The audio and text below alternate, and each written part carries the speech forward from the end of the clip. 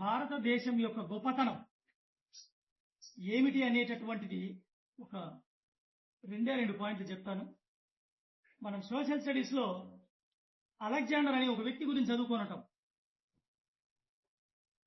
ప్రపంచ విజేత అంటమంటారు ఆయన గురువు అయినటువంటి అరిస్టాటిల్ ఒకసారి ఆయన ఒక మాట చెప్పాడు, ఒరే నువ్వు ఏ దేశం దగ్గరికైనా వెళ్ళు, దయచేసి ఎప్పుడు భారతదేశం జోలికి మాత్రం వెళ్ళొద్దు, దాని మీద దండాయత చేయొద్దు అన్నాడు. మనకి ఇక్కడ ఒక ప్రత్యేకత ఉంటది. ఎంతటి గొప్ప శిష్యుడైనా, ఇంతటి గొప్ప గురువైనా గురువు చెప్పింది శిష్యుడు వినడు. అదే అలెగ్జాండర్ కూడా చేశాడు. కంటిన్యూ వెళ్ళిపోయాడు. సుమారుగా పోయిన తర్వాత నేను భారతదేశం మీదికే వచ్చానని ఆయనకు ఒక మెసేజ్ పంపించేస్తాడు చిన్నగా. నేను చెప్పిన మాట ఇది ఇనలేదనేటటువంటి ఉద్దేశంతో ఆయన కూడా ఒక రాసి మళ్ళీ ఆయన పంపించి వేస్తాడు. అది ఆయన చదువుకుంటాడు. నేను చెప్పినా కూడా నువ్వు వెళ్ళావు, ఎలాగో వెళ్ళావు కాబట్టి అక్కడి నుంచి నా కోసం తిరిగి వచ్చేటప్పుడు 5 వస్తువులు ఖచ్చితంగా తీసుకొని రా అన్నాడు. ఆ 5 వస్తువులు ఏమిటని ఆయన చదువు చూస్తే మొట్టమొదటిది ఏమిటంటే భారతదేశంలో ఉన్నటువంటి మట్టి. ప్రపంచ దేశాల్లో ఉన్నటువంటి మట్టి కంటే ఆ మట్టికి చాలా గొప్పతనం ఉందిరా, దాన్ని మాత్రం నువ్వు వచ్చేటప్పుడు ఒక పిడికడు తీసుకొని రా, నేను ఇంట్లో పెట్టుకొని దాన్ని పూజిస్తాను అన్నాడు. రెండవది వస్తువు ఏమిటి అంటే ఎన్ని రోజులు నిల్వ ఉంచుకున్నా కూడా నీరు చెడిపోకుండా ఉంటుంది. ఆ నీరు ఎక్కడ ఉంది అంటే భారతదేశంలో ఉన్నటువంటి గంగా నదిలో ఉంది.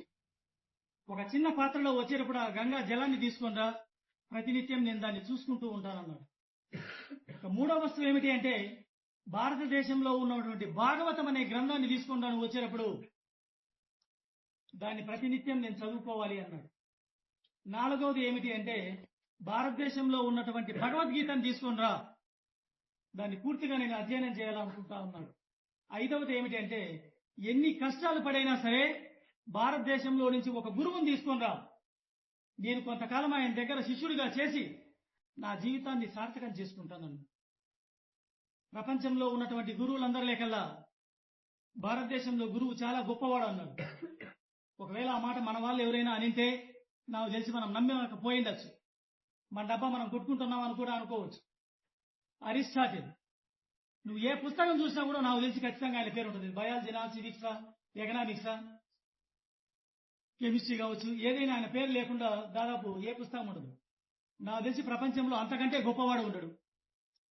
కొన్ని వేల సంవత్సరాల కింద ఒక వ్యక్తి ఎక్కడో ఉండి దేశం యొక్క గొప్పతనాన్ని తెలుసుకొని వివరిస్తే మరి ఈరోజు ఆ గ్రంథాలను గాని ఆ అంశాలను గాని పూచిక పుల్ల మాదిరిగా మరి తీసి పారేస్తా ఉన్నాం. అసలు ఆ పుస్తకాలే లేవని కొందరంటా ఉన్నారు, ఇదంతా మోసం అని ఇంకోడంటా ఉన్నాడు. అవన్నీ ఎక్కడున్నాయి ప్రూఫ్ చూపిమంటా ఉన్నాడు. ఆయన కంటే గొప్ప వ్యక్తి ఎవడైనా ఉన్నాడా దేశంలో? నాకు తెలిసి లేడు.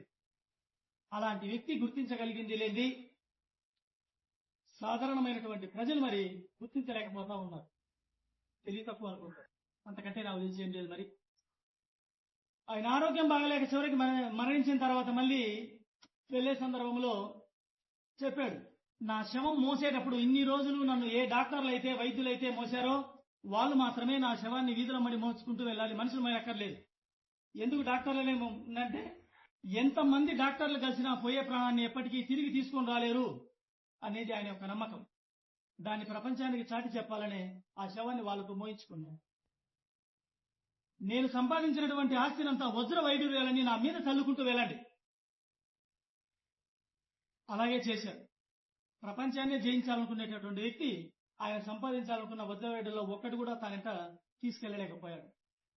శవాన్ని బూడ్చేటప్పుడు నా 2 చేతులు ఇట్లా బయటకు వెళ్ళి పెట్టి మరి ఆ శవాన్ని బూడ్ చేయండి అన్నాడు. అలాగే చేశాడు. చేతులు ఆకాశం వైపు చూస్తున్నాయే గాని ఏ ఒకటి ఆయనకి ఇక్కడ శాశ్వతం కాలేదు. అందువల్ల ఇది నిన్ననో మొన్ననో జరిగినటువంటి అంశమైతే కాదు, మరి కొన్ని వేల సంవత్సరాల కిందట మరి భారతదేశం యొక్క గొప్పతనాన్ని ఆ విధంగా చాటి చెప్పాడని చెప్పుకోవచ్చు అన్నమాట.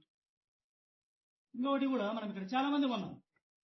ప్రతి ఒక్కరికి ఒక దృక్పథం, ఇంగ్లీష్ లో యాటిట్యూడ్ అంటాం. ఖచ్చితంగా ఒక యాటిట్యూడ్ అనేది ఉండాలి. ఇంటికి వెళ్ళిన తర్వాత యాటిట్యూడ్ అనే పదానికి A1 B2 వస్తుందంటే 100 వస్తుంది. నీలో ఖచ్చితంగా యాటిట్యూడ్ ఉన్నట్లయితే నీకు ఖచ్చితంగా 100 మార్కులు వచ్చినట్టే లెక్క.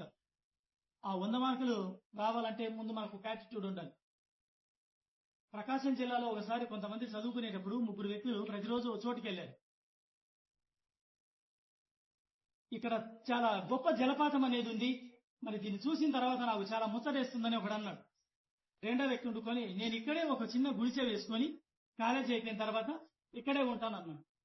మూడవ వ్యక్తి వచ్చేసి గుడిసె వేయొద్దన్నాడు, ఇంకోటి వద్దన్నాడు.